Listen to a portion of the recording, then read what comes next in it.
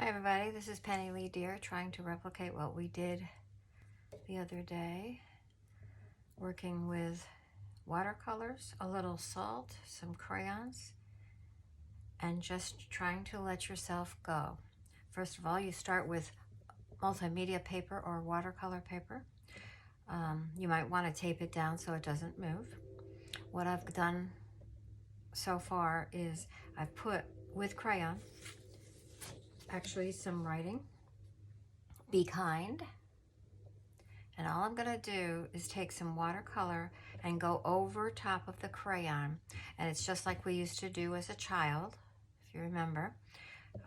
It will show through, hopefully. Now, depending on how much water you use with your watercolor, you'll get a whole different technique. So let's see what happens. You just gently brush it across, and it'll start showing through.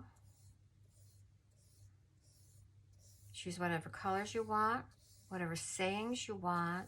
But the other thing is, it doesn't have to be anything. It doesn't have to be a word. For this purpose, I'm going to make it very simple. It was a red crayon and an orange cover. So from this point, I could actually cut them out and use them on something else. But it just stands out. It's just a different technique. Very simple.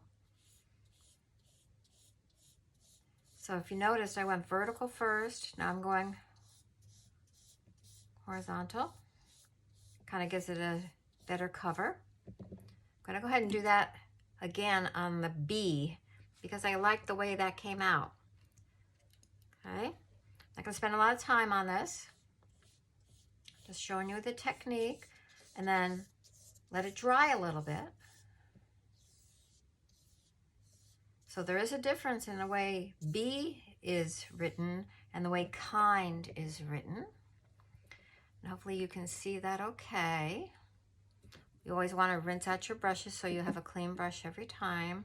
In this particular thing, I will probably use it, cut it out, and superimpose it on some other piece of art.